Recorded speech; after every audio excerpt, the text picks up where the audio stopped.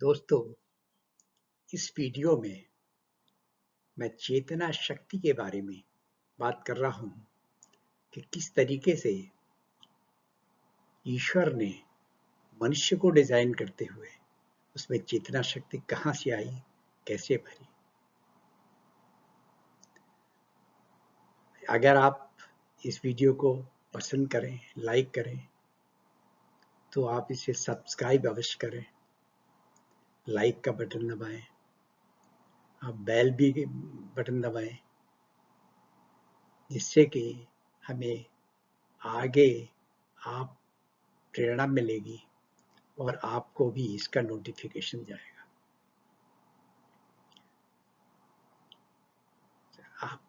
हम सभी जानते हैं कि हम सच्चिदानंद के हिस्से हैं, उन्हीं के पार्ट हैं, वहीं से निकले। सच्चिदानंद में जो चित्त शब्द है, ये चेतना शक्ति वहीं से आती है। ये चेतना शक्ति हमें क्या देती है? चेतना शक्ति प्राण शक्ति देती है और मन की शक्ति देती है। प्राण और मन इसी चेतना शक्ति से आते हैं। अगर आप देखें कि प्राण जब शिशु जन्म लेता है तो उसका अचेतन मन, जन्म नवजात शिशु का अचेतन मन एक ब्लैंक प्लेटफॉर्म है और उसे इस वर्ल्ड एनर्जी वेव्स, इस माया में, संसार की माया में ही उसको विचरण करना है और इनसे ही इंटरेक्ट करना है, प्रतिक्रिया लेनी।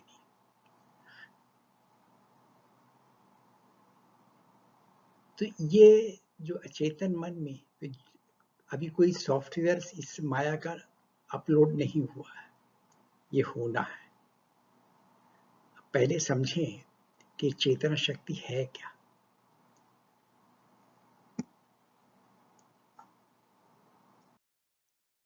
आइए समझें कि चेतना शक्ति है क्या।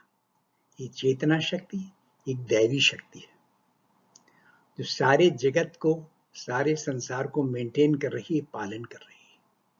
ये शक्ति सर्वव्याप्त है, सभी जगह है, लेकिन ये केवल सांसारिक चीजों तक सीमित नहीं है, ये सर्वव्याप्त है।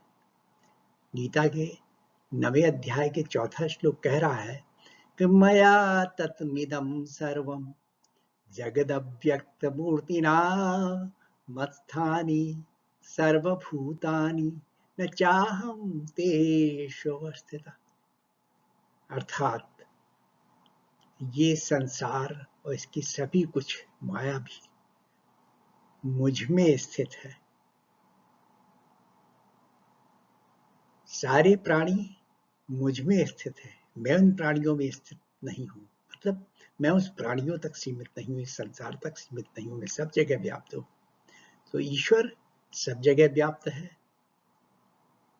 और ये सारे प्राणी भी इस दैवी शक्ति के हिस्से हैं। ये शक्ति के गुण क्या है? ये शक्ति कम्युनिकेटिव है, यानी कि हमारी सब क्रियाओं को प्रभावित करता है, हमारी सेहत को भी प्रभावित करता है। इसी शक्ति से हमें बल मिलता है, हम चार्ज होते हैं। इस चार्ज की गुण क्या है? ये इसमें सिमिलर चार्ज, एक जैसे अगर चार्ज है तो एक दूसरे को आकर्षित करते हैं। जैसे कि अगर क्रोध आता है तो क्रोध क्रोध को ही आकर्षित करता है। अगर विश्वास है तो विश्वास विश्वास को आकर्षित करता है। और इसी चार्ज में अगर हमारा बल कम है, हम मानसिक बल हम में कम है,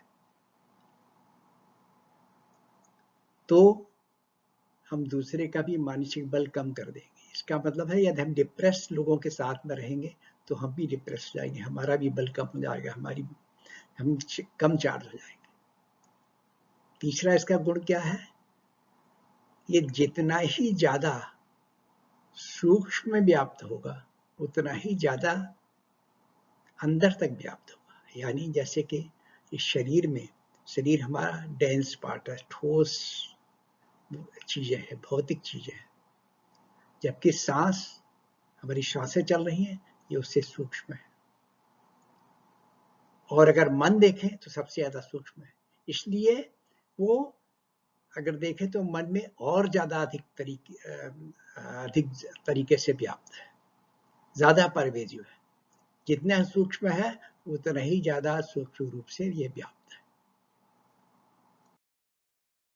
आइए समझें कि हमारे मन का विकास कैसे होता है। जब प्राण शक्ति और मन चेतना से आती है तो मन का इस माया में कैसे विकास हो रहा है। माया त्रिगुणमयी है, सत्वगुण, रजोगुण और तमोगुण। सत्वगुण क्या है? प्योर, इससे विचार कम और प्योरिटी, शुद्धता ज्यादा है। हमें विचार शुद्ध होंगे चाहे कम ही हो। इसी तरीके से रजोगुण क्या है? रजोगुण में जो भी विचार हमारे आएंगे उनको हम एक्शंस में, क्रियाओं में परिवर्तित कर देते हैं, वो रजोगुण। और रजोगुण क्रियाओं में परिवर्तित करने की इसमें शीघ्रता होती है, क्योंकि ये राग और द्वेष से जल्दी प्रभावित होते हैं। और तमोगुण क्या है? इसमें इनर्शिया है, एक्शन कम है, आलस्य, प्रमाद। हमारे विचार तो खुद आएंगे लेकिन इनर्शिया में हम उसको क्रिया के रूप में परिवर्तित नहीं कर रहे, वो तमोगुण है। सत प्योरिटी, शुद्धता, रज विचारों से क्रिया, एक्शन, और तमोगुण इनर्शिया, आलस्य, प्रमाद। तो चेतना से इस त्रिगुणमयी माया के द्वारा हमारे मन में एक सॉफ्टवेयर लोड होता है। पहले इसमें क्या होता है? हमारे माता पिता की भावनाएं और पुराने जन्म से आई हुई कुछ भावनाएं इसमें लोडेड है और बाकी सब कुछ खाली है। माँ बाप को चिंता रहती है हमारी दैहिक सुरक्षा की। एक बच्चे की दैहिक सुरक्षा की जिम्मेदारी माँ बाप लेते हैं। माँ बाप उसको यही ध्यान रखते हैं कि वो बच्चा सुरक्षित रहे, कभी गिर ना पड़े। ये दैहिक सुरक्षा की भावना इस तरह से बच्चे में एक अपनी पहचान बना लेती है और उस पहचान के बाद में वही बच्चा अपने की अहम भावना से ग्रसित हो जाता है कि हमें अपने आप को सुरक्षित करना है। बाद में उसको सामाजिक रिश्तों का पता लगता है, फिर समाज में वो कैसे व्यवहार करे, कैसे रहे, ये सीख लेता है। वो सॉफ्टवेयर पे लोड हो जाता है। इसके बाद वो सांसारिक रिश्तों से संबंध बनाता है और संसार में कैसे सुरक्षित रहे, उसके डेटा उसके मन में लोड हो जाते हैं। इस तरह से हमारा सब कॉन्शियस मन तैयार हो जाता है। और जब बच्चा इस तरह से तैयार हो जाता है कि उसका कॉन्शियस मन संसार में कैसे व्यवहार करेगा। तो अगर ये देखें तो एक आइसबर्ग की तरह है। हम बाहर से जो व्यवहार कर रहे हैं संसार में, वो हमारा कॉन्शियस मन देखता है। हमारे ज्ञानेंद्रियों को, हमारी जो बॉडी के ऑर्गन्स हैं, वो हमारे सांसारिक जो मानस पटल है उस पर अंकित होते हैं। और जब मानस पटल पर अंकित होते हैं तो वो हमारे सब कॉन्शियस मन से रिएक्ट करते हैं, उससे प्रतिक्रिया करते हैं और उसके बाद में हमारा परसेप्शन बनता है। हम सोचते हैं कि हमें क्या दिखाई दे रहा है, हमें क्या सुनाई दे रहा है, हम कैसा महसूस कर रहे हैं।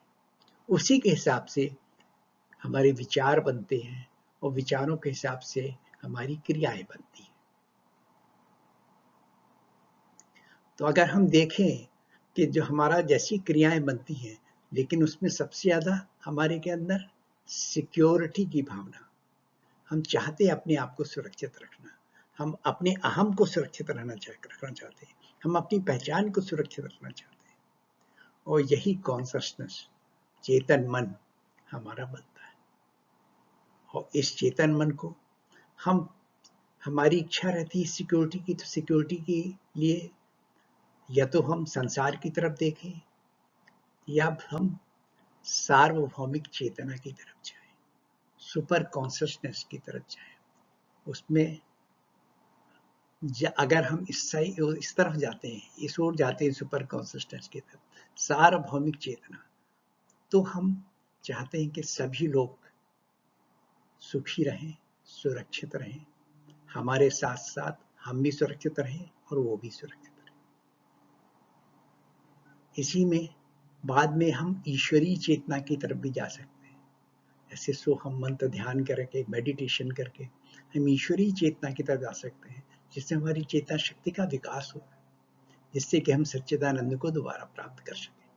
सच्चिदानंद में तो हम है ही, लेकिन उसको हम उसी में ही हम मोक्ष को प्राप्त कर सकें।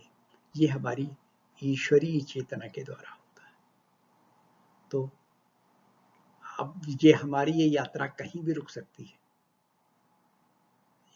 इसलिए लेकिन हमारा अंतिम उद्देश्य क्या है कि हमारी सार्वभौमिक चेतना से ईश्वरीय चेतना की तरफ बढ़ें और सच्चिदानंद में पुनः विलीन हों, और हमें इस जन्म मरण के चक्र से हमें छुटकारा मिले।